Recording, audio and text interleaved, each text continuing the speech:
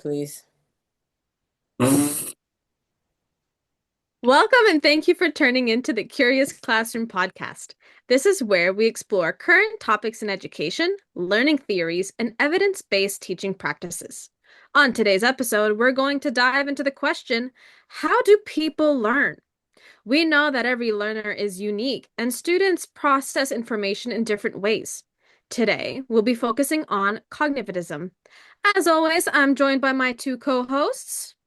Hey everyone, I'm so glad to be back again. My name is Vanya, if you weren't aware, and I am a literacy numeracy facilitator with over 10 years of experience. Greetings, listeners, viewers, and welcome back. For those of you who are new here, I'm Stacy, and I'm an educator of 13 years, and I've taught grades 1 to 8, every subject, including intensive support programs for behavior and special education. So, we are excited to share all the knowledge that we've learned through research as well as some of our experiences.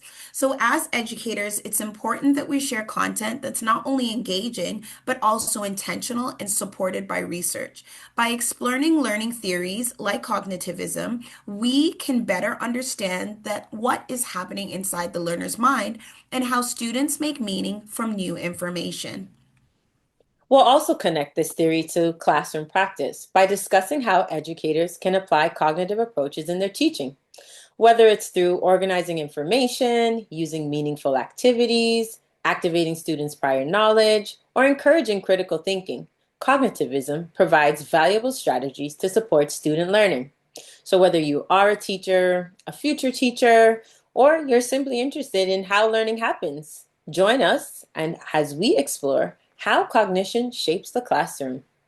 So, I know that you've been hearing that word thrown around, cognitivism, and you've probably had a hard time saying it like us. So, let's tell you the definition. So, by definition, cognitivism is a learning theory that focuses on the mental processes involved in learning, including how individuals take in, organize, store, and retrieve information. Unlike theories that focus mainly on observational behavior, cognitivism looks at what is happening inside the mind. The history of this theory goes back way to 1950s. At this time, a notable change began to unfold in learning theory, steering away from traditional behavioral models towards ideas more based on cognitive sciences. I see cognitivism as the idea that learning is more than just retrieving information. It means students make sense of new ideas by connecting them to what they already know. Their past experiences and knowledge help them understand, remember, and learn new concepts. Since every student has different experiences, they all learn in their own ways. Great points, Vanya. I actually want to build on that. So, I see cognitivism as emphasizing that students are active participants in their own learning. They're not just memorizing facts, they are thinking, questioning, problem solving, and making connections between concepts. There's a huge difference between keeping students busy and actually helping them learn.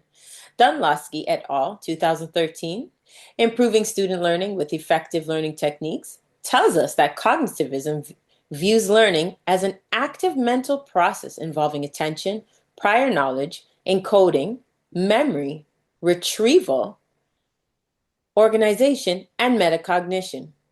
The educator's role is not simply to just deliver information, it's to design activities that help students process, connect, retrieve, and apply the information. We need to move from low utility tasks, like things like highlighting or just memorizing definitions, to high level tasks. Adding to both perspectives, I love that this theory encourages us to think beyond what students produce and consider what they're processing, how they're processing information along the way. Exactly. So we can sit and talk about theory all day long, but let's really get into the meat and potatoes of cognitivism and how it could actually be applied to your practice. Dunlosky et al., 2013, shares explicit steps on how we can move learners along by first activating that prior knowledge. using retrieval instead of repeated exposure, spreading learning across time, requiring students to explain their thinking. And while they're explaining, you can provide constructive feedback for them, and mixing related types of problems, which is essentially the application of their learning. I really love that visual that you put up about the stages of learning, Stacy. And to all of you listeners, whether you're a teacher in the early years program, elementary, junior intermediate, or even the high school division, you can apply this theory to your teaching practice by differentiating your instruction. Cassidy, I remember you telling me a story about you at the zoo. Can you share it with everyone? Yeah, so basically, when I was working at the zoo, I saw a child was observing the Arctic wolves, and they made connections between what they were seeing and their own experiences with their pet dog at home. They noticed that both animals eat meat, have fur, wag their tail when they're happy. This demonstrated the child's ability to make meaningful connections by applying their prior knowledge and understanding to new information.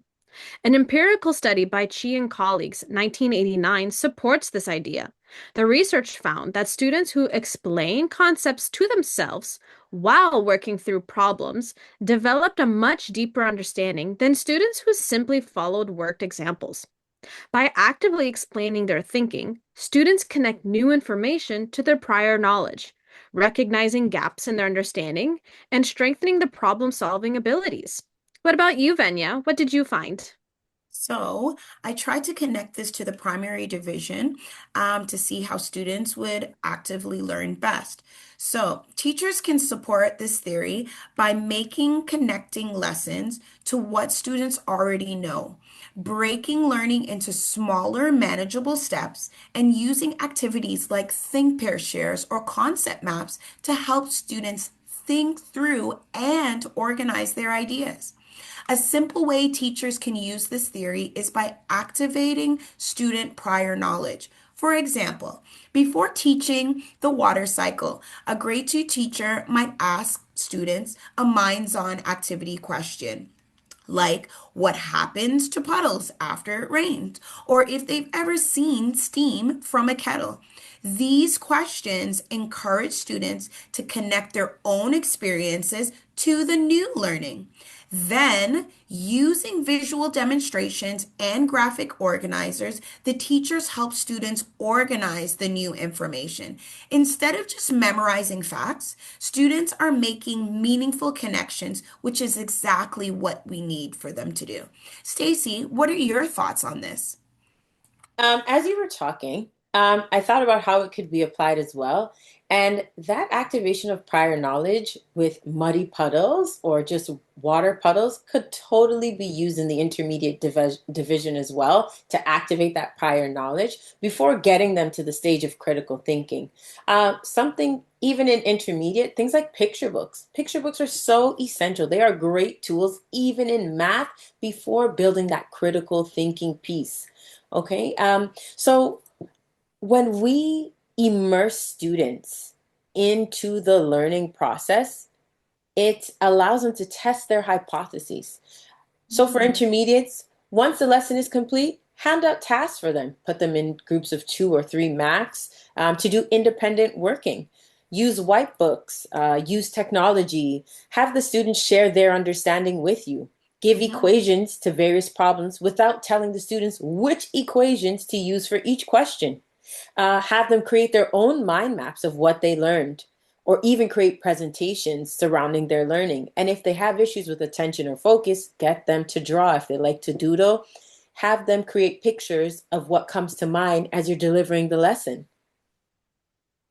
Girl, you're good because you know how I am with the intermediate division. That's a whole other beast. Thanks so much for sharing that and making that connection. Now we're going to take a deep dive. We're going to make a deep dive into some more research as well as some critiques. So, a great resource that highlights some of the theories of cognitivism. How People Learn Part 2. That is a book. Right from the introduction, the authors remind us that learning doesn't only happen in the classroom. On page 18, they explain that students develop rich knowledge and competencies through their families, communities, and other informal learning experiences. This connects directly to cognitivism because students come to school with existing prior knowledge that teachers can build on. When educators intentionally activate those experiences before introducing new concepts, students are better able to make connections, deepen their understanding, and retain new learning. Another important concept of this theory is helping students organize the information so it makes sense in their minds. Instead of simply memorizing the facts, students benefit from strategies that structure their learning. In the same book, How People Learn Part 2, the authors note that both summarization and drawing have been shown to improve learning for school-age children. In the classroom, teachers can use graphic organizers, concept maps, sketches, and visual representations to help students move beyond the recall stage towards deeper understanding, application, and integration of knowledge. Stacy and Cassie, I feel like you also had some critiques about this theory. Yes, that's true. So, in practice, I've seen students who understand a concept better when they are immersed, when there's hands-on or there's visual activities rather than structured explanations. For example, some learners may forget the instructions even when they were clearly explained due to processing or memory challenges. Students with attention or language delays may not benefit fully from information processing style teaching alone. This shows that cognitivism doesn't always fit all learners equally in my classroom. This is why I often need to adjust lessons. Repetition, movement, music, or collaboration is used to support the different needs. Overall, it shows that no single learning theory fully explains how all students learn. In real classrooms, students don't always learn through the logical organization of information. Some students struggle with attention, executive functioning, or language processing, which cognitivism doesn't fully explain. It may work better for ideal learners rather than students who have ADHD or FASD, dyslexia, or even trauma backgrounds. It also underestimates how much peer interaction, hands on learning, and the environment affect understanding. Learning is often messy, not linear, like this model suggests. Right? And this theory is definitely not a one size fits all. More factors to consider. Its biggest criticism is the fact is that it focuses so much on what's happening inside the mind, like how we think, remember information, and solve problems, that it makes learning seem like a simple step-by-step process, almost like how a computer works. Another criticism is that it doesn't place a lot of emphasis on social influences that shape learning. Our backgrounds and interactions with others all play a role in how we learn. And that's something other learning theories explore more in depth. That's so true, Cassidy Rose. It's that whole picture, that whole person. I think cognitivism is a good starting point for understanding learning, especially planning lessons. It helps teachers think about attention, memory, and how information is organized. But I've noticed that emotional, social, and environmental factors often matter just as much, if not more. It works best when combined with other theories. Overall, cognitivism gives us a strong foundation for understanding learning, but it has its clear limits. Our experiences show that learners are diverse, and no single theory fits everyone perfectly. That's why flexible teaching approaches are so important in real practice. Ladies, I honestly love chatting with you, and you know me, I can yappa yappa all night. But that unfortunately wraps up our conversation about cognitivism. But before we end, we want to hear from you, our listeners. On the screen is a QR code from Mentimeter. We'd love for you to scan it and answer this one question. What is one word that comes to mind when you think of this theory? We will share the word cloud that it creates in our next episode. So make sure you tune in for next week's results. We hope that you were inspired to apply cognitive approaches in your classroom through meaningful activities, activating prior knowledge, encourage critical thinking, and helping students organize their learning. Thanks again for joining us. Don't forget to like, share, and subscribe for more educational discussions. Until next time, keep learning, make fun and safe classroom communities. Bye. Bye.